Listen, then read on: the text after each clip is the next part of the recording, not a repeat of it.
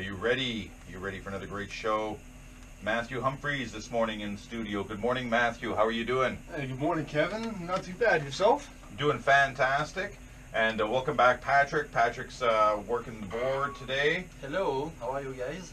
Doing fantastic. Fantastic, Patrick. And thanks for asking. yeah, it was. We all said the same thing when we came in that it's cold out, but at the same time it's so sunny, and it's way less cold than it was like 3-4 weeks ago. Or hopefully we're done with the winter stuff. Oh yeah. We'll see.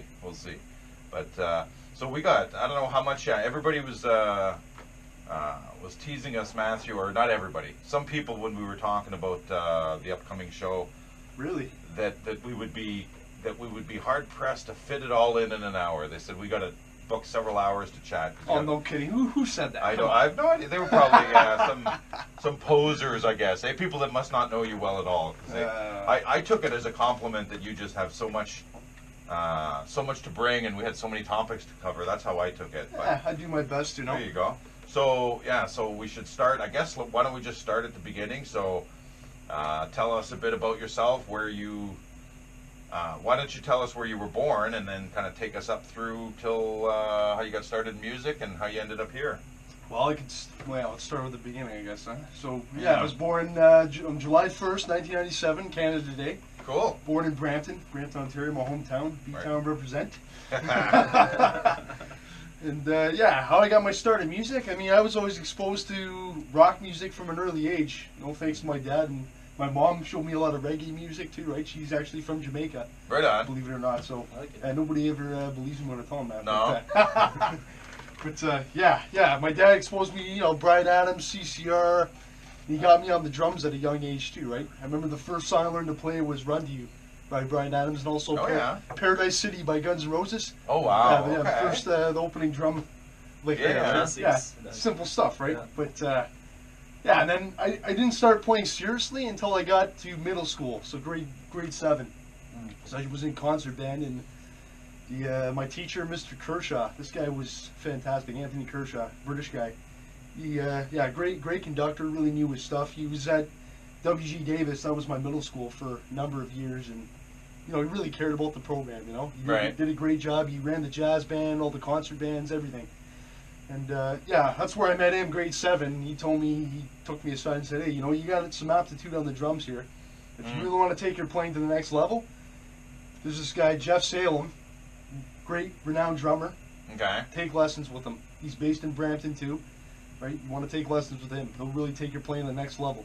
And I saw this guy because he came in. He used to come to the schools and do drum clinics, right? Okay. For the kids, right? He'd come in, set his kid up, and do like a solo, right? Yeah, blew my mind when I saw him. I said, "Yeah, I want to play like this guy." Okay. So when Kershaw hooked me up with him, it was fantastic. So I went and started taking lessons with him, and he taught me a whole bunch of different things. Latin grooves, samba patterns, double bass, right? That's where I learned how to play double kick, and Okay. that opened up a whole new door for me, right? Until I could start playing. And when I started my first band, that would have been grade 9 of high school. Okay. So there was a guy, Chris Saunders, who I went to school with, grade 7 and 8.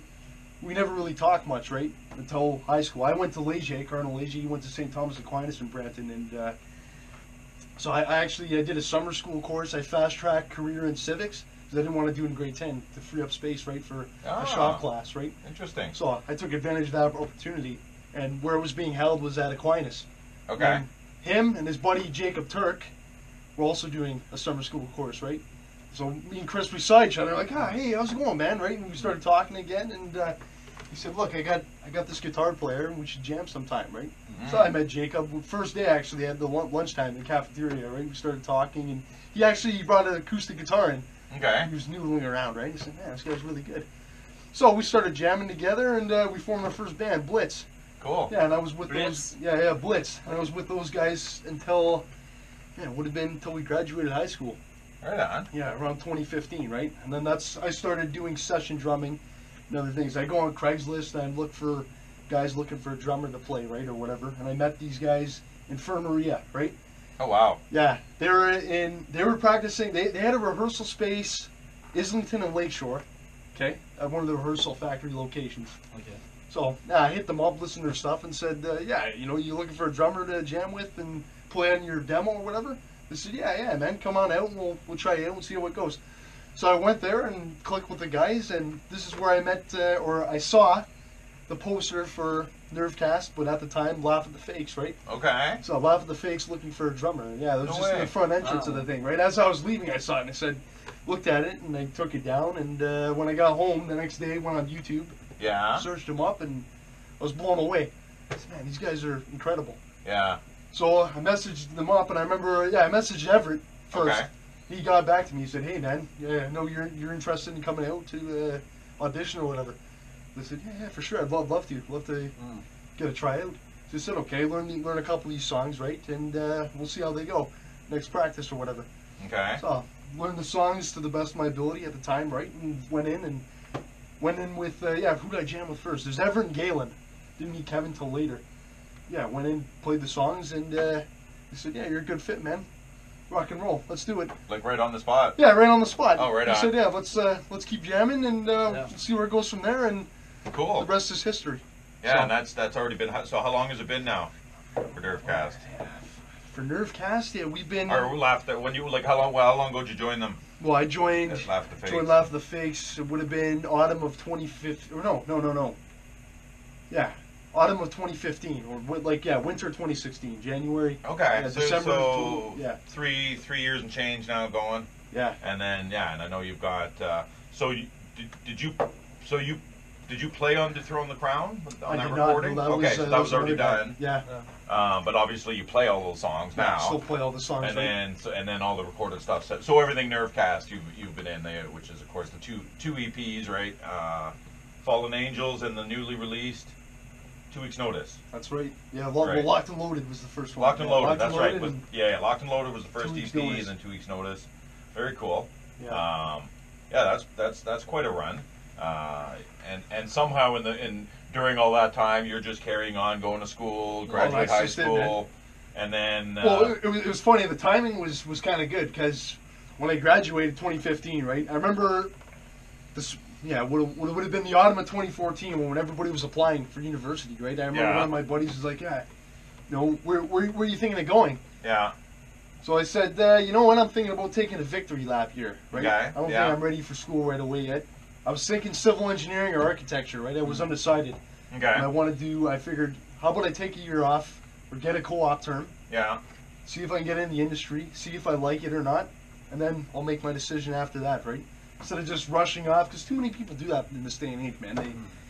It's force-fed to everybody. Yeah, you gotta go to university, you gotta go to college to be That's successful. too much pressure. Yeah, too much pressure. It's like, it's not a race, Take you know? your time, Take yeah. your time, Yeah. run your own race, Yeah. figure it out, get all your... I'm working in a high school, I can tell. Yeah, see, right? You know firsthand. yeah. You know firsthand how it is, right? Yeah. I figured, I want to take my time with it, get all my ducks in a row, Yeah. and then it's like skipping stones. Boom, boom, Yeah. boom, one after the other, right? Yeah. And then, you're just... It's a good saying, most people, they don't plan to fail, but they fail to plan. Yeah, for Right? sure. So, you just got to take planning. But yeah, anyways, so I did a co-op term with PCL Construction. I worked it was actually a site in Brampton, a block away from my house. It was perfect. There's that Peel Memorial Center, this new healthcare center that they built. Yeah, okay. Yeah, so I was working there it was October 2015 to end of January 2016. Then after that, I worked with a moving company, Okay. Active Office Movers. Shout out to those guys. Yeah, I worked as